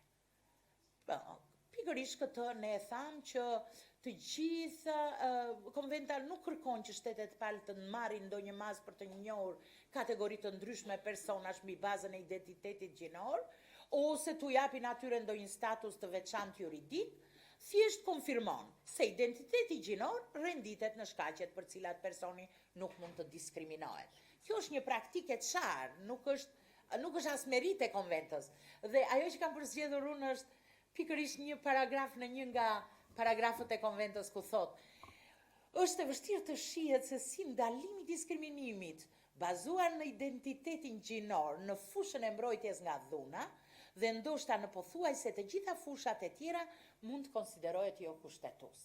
Sepse e kundërta mund të ishte. Pra është shumë e lehtë të shihet se si mund të ndodhë në situatën e kundërt. Nëse mbrojtja ndaj dhunës nuk u ishte dhënë disa individëve për shkak të identitetit të tyre gjinor. Gjithë qëllimi ka qenë që të jepet ndihmë ndaj personave më vulnerabël. Tashti, një person që është grua edhe është në pozitë më inferiore në familje për shkak të mentaliteteve të ndryshme, po është edhe LGBTI, po është edhe me identitet gjinor të ndryshëm, natyrisht që është multidiskriminim. Ka më shumë arsye për të dhunuar dhe për të diskriminuar. Kështu që konventa e ka këtë si merit, por vetëm se një gjë, ajo thjesht e ka konkretizuar në kuadrin e fushës që mbron. Sepse kjo mbrojtje ka një natyrë të përgjithshme që jepet në fakt ja japin meritën duhur Konventës Evropiane për të drejtat e njerëzit. Edhe SIDO-t, kemi komitetet të SIDO-t, vendimet të komitetit të SIDO-t që e trajtojnë këtë çështje në këtë mënyrë. Në lidhje me familjen, edhe martesën po i marr të dyja bashkë për të kursyer kohë, sepse siç e dini ju, ato janë të lidhura me njëra tjetrën. Pra, pretenduesit për antikushtetueshmëri mendonin se konventa na detyron që të kemi ligje ku të njohim lidhjen e martesës midis personave me seks të njëjtë ose me identitet gjinor të ndryshëm e tjera si këto, orientim seksual ndryshe e tjera. Këtu unë do thosha që këtë konventa pikrisht nuk e bën. Do ta zgjeroja, do ta çoja pak më tutje se sa e ka thënë pikërisht opinioni. Opinioni e ka thënë, nuk përmban, thot, në një përkufizim të familjes, as të partnerit apo marrëdhënieve të të njëjtit seks për atë çështje. As nuk promovon në një formë të veçantë. Ajo madje njëre përmend martesën, thot opinioni. E përmend në kuadrin e ndalimit të martesës së detyruar. Dhe nuk merret me çështje të tjera. Edhe të vjen keq që Parlamenti Slovak i serviret pikërisht kjo që konventa mbron në mënyrë të posaçme LGBT-it në kuadrin e familjes dhe njohjen e të drejtës së tyre për të martuar dhe ka qenë ndoshta një nga arsyet kryesore që u rrëzua ligji për ratifikimin e Konventës së Stambollit në mars të vitit 2019. Unë do thosha këtë, konventa madje shkon edhe më tej, sepse konventa e ka të qartë fokusin e saj. Ajo i e prioritet masave mbrojtëse nga dhuna. Qëllimi i saj është mbrojtja nga dhuna. Qëllimi i saj është të mbrojtë të gjithë anëtarët e familjes nga dhuna ekstreme, deri që arrin deri në vrasje, sikurse kemi ne shembujt. Kështu që ajo nuk ka në fokus fare familjen dhe formën me të cilën martohesh apo krijon familje. Asaj nuk i duhet fare. Ti mund që të jesh partner, mund të jesh në bashkëjetesë, mund të jesh në martesë, mund të jesh me identitet gjinor, sido që të duash ti të jesh, nuk i intereson konventës. Madje, unë solla dhe një shembull që në disa raste konventa, kur vjen puna të krijoj raporti, do me thënë të mbroj jetën në enitet të Konventës Evropiane për drejtat e njerëzit, mbrojtja e jetës familjare. Kur vjen fjala për të, në raport me dhunën, ajo i jep prioritet mbrojtjes nga dhuna, sepse thot që takimet me e fëmijëve me prindin dhunues duhet të jenë të kontrolluara dhe të kufizuara. Që do të thot, nuk i jep prioritet fare mbrojtjes të jetës marrëdhënieve familjare, kur është fjala për dhunë familje. Po ashtu, edhe rastet të tjera mund gjejmë aty, në të cilat konventa në raportin që krijohet, në lidhje me të drejtën për të mbrojtur nga dhuna dhe të drejtën për të gëzuar një jetë familjare normale, i jep prioritet të parës. Kështu që as nuk ka qenë vendi për ta ngritur një gjë të tillë dhe unë nuk mund të them dot fjalë tjetër, se edhe ne profesionistët nuk përdorim dot fjalë tjera. Vetëm mund të them, jo profesionale totalisht. Do me thënë, ata që i kanë ngrit, s'din asnjë gjë prej gjëje. As që e kanë kuptuar atë që kanë lexuar, për hir të së vërtetës. Në këtë pikë sidomos, edhe në këtë pikë unë insistoj. Në të tjerat edhe mund të ketë ndonjë ngatres, po sidoqoftë ishte shumë e thjeshtë për ta gjetur që nuk ishte ashtu, po në këtë pikë konventa mund të akuzojë në të kundërtën. Dhe thoshte, po na shkel jetën për një të drejtë familjare, të cilën ajo e bën, por për një interes shumë më të rëndësishëm. Edhe orientimi seksual e njëjta gjë, konventa i referohet klauzulës së mos diskriminimit, sepse ne i tham arsyet që për shkak të orientimit seksual, një person në familje mund të dhunohet më shpesh, më rënd, mund të jetë më vulnerabël, pra mund të jetë një dhunë jo proporcionale, totalisht. Jo proporcionale në raport me persona tjerë, që nuk janë, e kuptojnë? Do me thënë, dhunë më e rënd, më e përshkallëzuar. Te edukimi është thënë qartë në opinion se konventa u jep shteteve palë një diskrecion të madh për të vendosur se si, në çfarë mase dhe në çfarë mënyre ata do të edukojnë popullatën e tyre për çështjet e përfshira NATO.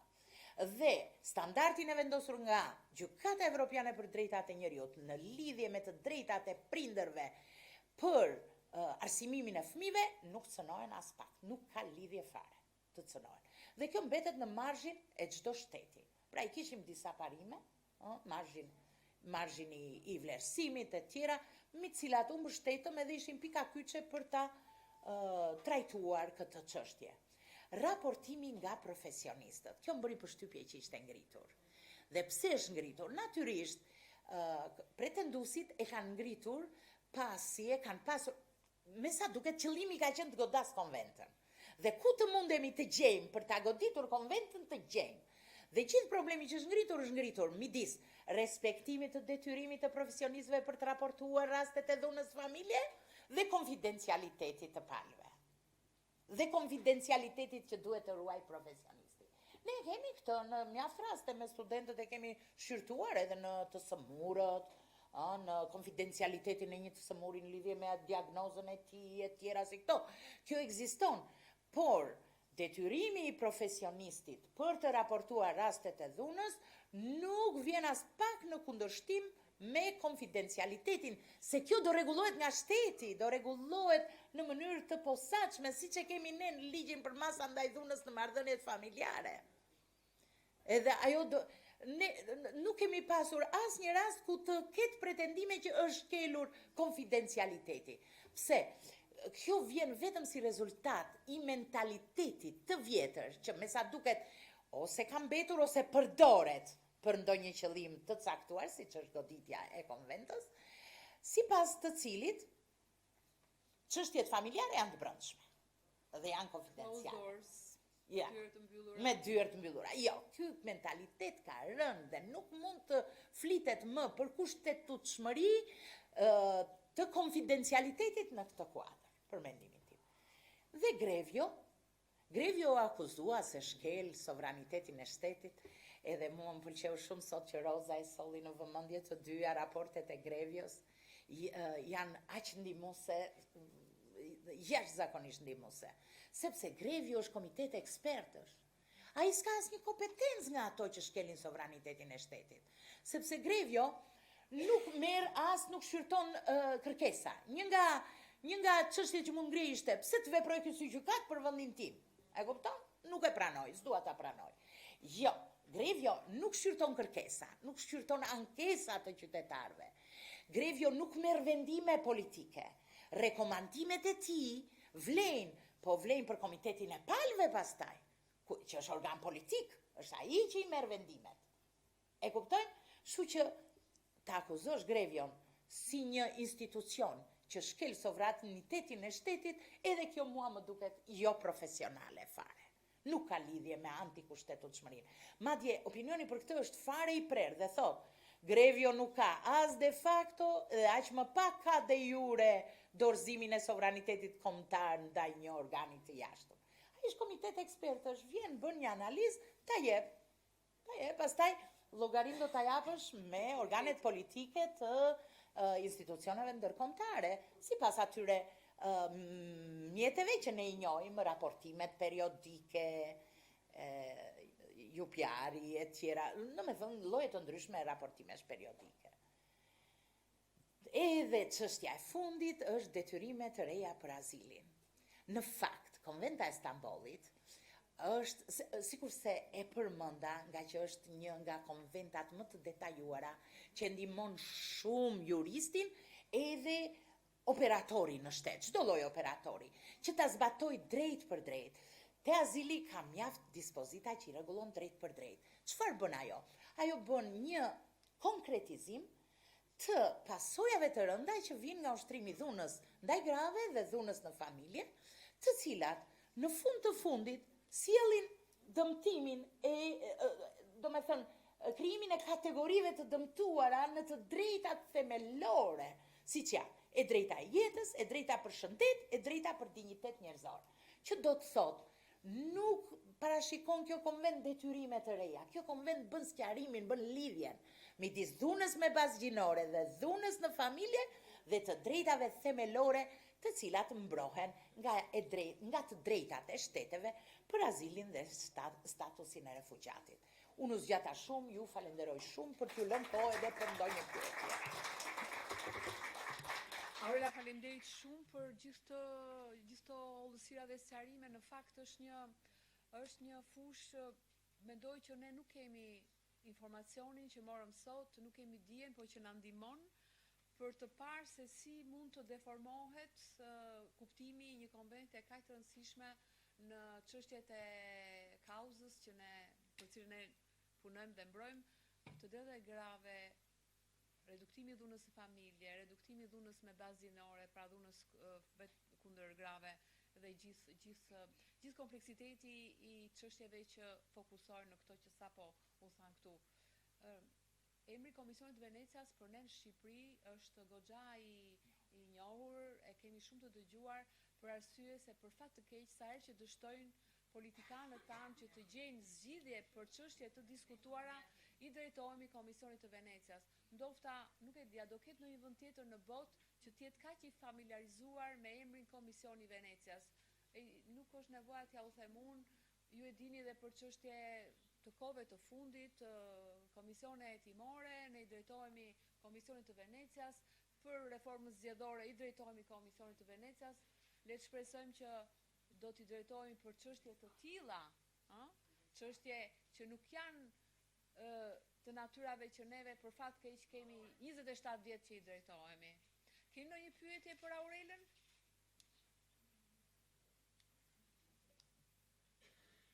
Ka. Urdhro, Megi.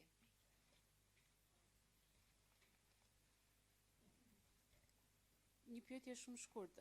Opinioni është dhënë në tetor, me sa kuptova. Nëse keni informacion çfarë ka ndodhur, ndoshta është pak kohë e shkurtër, po thjesht çfarë ka ndodhur pas të njës opinioni.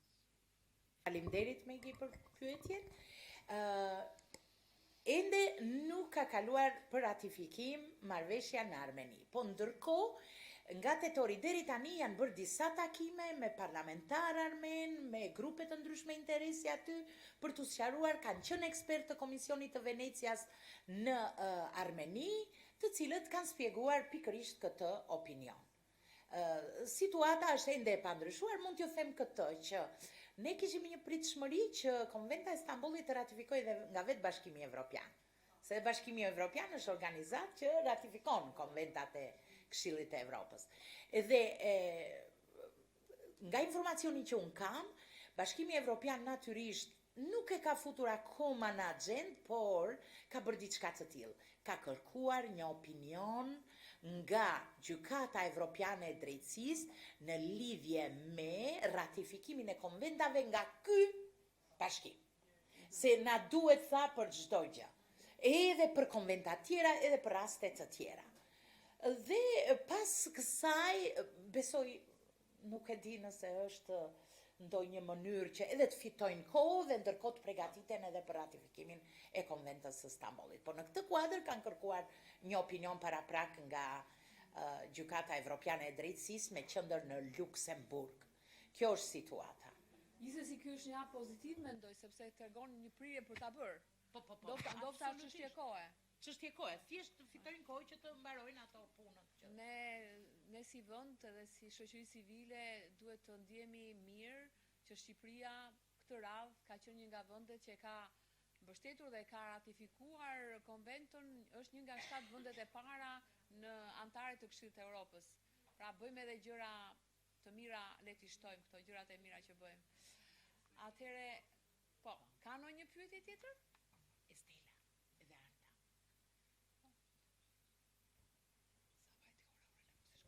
Faleminderit profesoresh Aurela. Në fakt nuk e kam pyetje, më shumë një informacion. Në fakt ka pasur këto, le të themi, 3 vitet e fundit veçanërisht, një tip backlash kundër Konventës së Stambollit, ne pam edhe me SBQ VAT, ndoshta e ndikuar dhe nga Rusia pak. Dhe për këtë arsye, sidomos ne UN Women, me që kemi prezencë dhe punojmë shumë edhe me projekte, dhe ky projekt, aktiviteti i cilit po zhvillohet sot, është në vazhdën e gjithë përpjekjeve për të zbatuar, mbështetur zbatimin e Konventës së Stambollit. Në nivel rajonal, UN Women, duke parë këtë reagim, bashkë me agjensitë tjera të Kombeve të Bashkuara që punojnë dhe kanë në fokus çështjet e barëzisë gjinore dhe dhunës ndaj grave, kanë hartuar një dokument shpjegues, pikërisht për të mbështetur zyrat tona, por edhe partnerët bashkëpunëtorët tanë, shoqërinë civile, në diskutimet me shtetet, me ato forca që janë rezistente ndaj Konventës së Stambollit. Kështu që unë mund t'ja u qarkulloj këtë dokument që ta keni edhe ndoshta edhe për studentët dhe për opinionet që mund të jepen dhe në kuadër të rezistencës apo kritikave që vinë ndaj konventës, që mund t'ja u qarkulloj mbas takimit. Faleminderit. Arta? Edhe unë në fakt nuk është se kam një pyetje thelbësore, po desha të komplimentoj shumë organizatorët e kësaj tryeze. Dua të komplimentoj të dyja folëset e këtij aktiviteti, që për mua si përfaqësuese e shkollës magjistraturës, kur trajnojnë gjyqtarë dhe prokuror, merr një rëndësi të veçantë. Kështu që ju falemnderit nga zemra që më bët pjesë. Mbase një pyetje kështu dhe indirekte është, me sa di unë, Bashkimi Evropian e ka ratifikuar konventën e Stambollit, ë? Jo. Nuk e ka ratifikuar. Ende Jo. Në qoftë se nënshkruar. e ka nënshkruar, Mirë, po, këtë desha të them. E ka nënshkruar, nënshkrimi po, është- patjetër, Jo, këtë vetëm desha të them. shtetet e kanë nënshkruar. Është e vërtet. Rusia dhe Azerbajxhani. Dhe Azerbajxhani, po. E ndihmon kjo shtetet anëtare të Bashkimit Evropian që të bëjnë më shumë përpjekje për të shkuar drejt ratifikimit, dhe a do të ishte që në kuadrin e shembullit që na solli Estela lidhur me një instrument sqarues, po edhe nxitës për ratifikimin e konventës, nga në dijenin tuaj profesoresh, po edhe të ekspertes huaj, a keni juve në dijeni që edhe Bashkimi Evropian është duke përgatitur një dokument instruksioni të tillë me qëllim që t'i nxjisë shtetet anëtare që të bëjnë ratifikime individuale? Faleminderit shumë për të gjithë shpjegimet që ishin të shkëlqyera për mendimin tim personal, po besoj dhe të pjesëmarrësve. Shumë faleminderit për pyetjen. Edhe një herë solla në vëmendje artën e ratifikimit. Bluja është ratifikim, e kuqja është nënshkrim. Kemi vende siç e shikoni me gri, të cilat nuk as e kanë nënshkruar. Kurse të gjitha vendet e kuqe presim që ta ratifikojnë. Kjo është situata e konventës. Bashkimi Evropian, të paktën unë njoh sa informacion sjell ai në Komisionin e Venecias. Dhe kam përshtypjen që u bë më shumë i ndjeshëm ndaj kësaj situate pasi antarë të Bashkimit Evropian bën këtë backslashin që thotë Estela, bën këtë kthimin mbrapa, që nuk e kuptojmë për çfarë arsye ndodhi ky kthim mbrapa. E për më tepër, sikurse ju mbase jeni bindur, sikurse ne e tham, me argumenta tërësisht jo profesionale fare. Ta akuzosh konventën me argumenta jo profesionale, gjykat kushtetuese. Kështu që nuk e di si po ecin me planin, unë e mendova këtë pasi nga informacionet mora vesh që duke u përgatitur për ta ratifikuar konventën e Stambollit, kërkuan një opinion nga Gjykata Evropiane e Drejtësisë dhe mendova që duan të fitojnë më shumë kohë dhe duan të fitojnë më shumë argumente. Sepse po bëhen gati që të përballen tash, se po përballen me antarët e tyre. Dhe them, është pozitiv, vonon pak se opinioni i Gjykatës Evropiane e Drejtësisë do vi pas një viti. Besoj në fund vitit 2020 do vi sipas ndjek ato ritmet unë, të paktën do një vit. Por nga ana tjetër ata me sa duket ndërkohë dhe përgatiten pikërisht për t'ju dhënë më shumë argumente, më shumë mundësi reflektimi shteteve antare të Bashkimit Evropian. Po qasja e institucioneve të Bashkimit Evropian absolutisht është pozitive, se kjo u shpreh edhe në një seancë plenare të komisionit, pikërisht në atë të tetorit, erdhi vetë komisioneri Han dhe ju dedikua pikërisht kësaj çështjeje. Dhe kjo tregon që janë të interesuar dhe kanë marrë seriozisht këtë ratifikimin. Kjo është ajo që di unë. Faleminderit Aurela. Ka në një pyetje, në një dëshirë tjetër për të pyetur? Urdhro Lutra? Ndoshta pyetje s'kam, po desha të shtoj diçka. Së pari falenderoj shumë qendrën. Vi me qef, shpenzoj atë kohën time që kam të çmuar në moshën që jam, por e vlerësoj se m'duket sikur jam në një universitet dhe dëgjoj me shumë kënaqësi gjëra që vërtet nuk i njohim, se si kemi ndjekur shumë, por ai problem që mu më ka dhintur gjithmonë dhe vazhdoj të insistoj kudo ku marr pjesë, deshta t'i bëj edhe zonjës Rosa më shumë se Aurelen e njoh me kohë, edhe ja di vlerat e pyes për çfarë. Gjithë ky investim që bëhet, kjo është edhe në Evropë edhe në botë, meqense ne jemi në të gjitha nivelet e sipërmarrjes femërore në botë, ky problem nuk trajtohet çështja ekonomike. Vërtet takimi është tejet ligjor edhe profesional, por problemi ekonomik.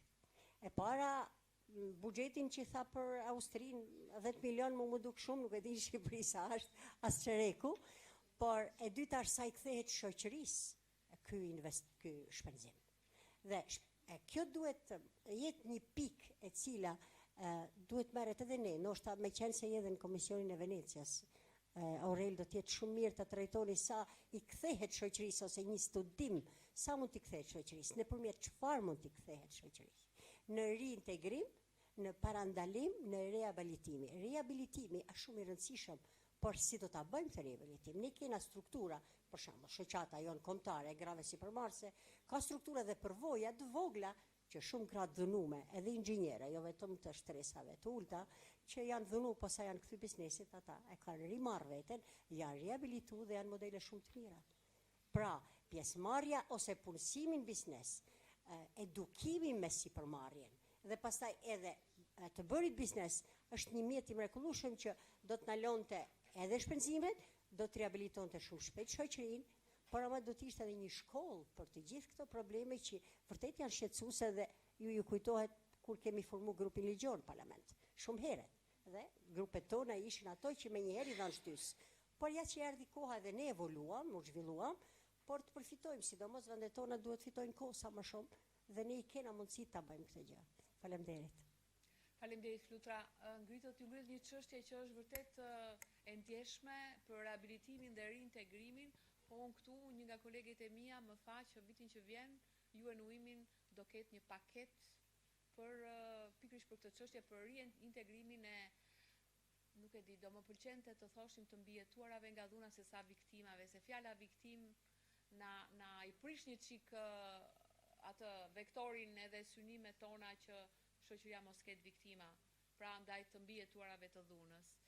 Atëre ka ardhur momenti që të ftoj Aurela Bozon, drejtoren ekzekutive të qendrës, se ajo ka diçka interesante për të komunikuar.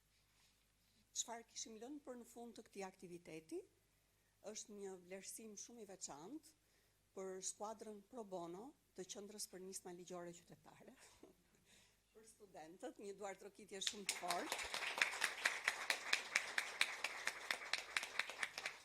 Ata janë me ne në informimin ligjor, në ofrimin e shërbimit ligjor falas, kanë ofruar ndihmë parësore, ndihmë dytësore në mbikëqyrjen e avokatëve të qendrës, janë në median sociale, janë kudo në zona rurale dhe zona urbane, kështu që vërtet një falënderim shumë special. Sot ne kemi menduar të promovojmë në mënyrë të veçantë për këtë herë një prej tyre, është fjala për studenten Ilvana Dedaj, e cila është përzgjedhur sot si studentja ose le të themi ndër studentet më të mira që ka shkëlqyer në ofrimin e këtij kontributi. Unë kam ftuar Rozën për t'i dhënë një çmim modest i cili përbëhet nga libra interesant kryesisht, kështu që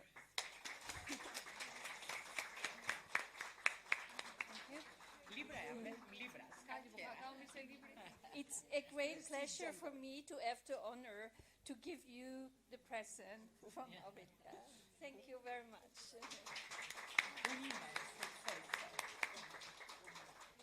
faleminderit. Realisht nuk e di se si mundesha ta nisja më mirë karrierën time si studente e drejtësisë dhe si advokate. Sinqerisht baza që kam marrë në këto shumë muaj si ndihmëse dhe antare skuadrës për bono tek qendra për nisma ligjore kanë krijuar një themel aq të rëndësishëm që unë nuk di se si munden t'ja shpërblej si drejtoreshës, si zysha Aurelës dhe gjithë avokatëve të qendrës për nisma ligjore. Jam mirënjohëse për të jetën. Ju falenderoj nga zemra.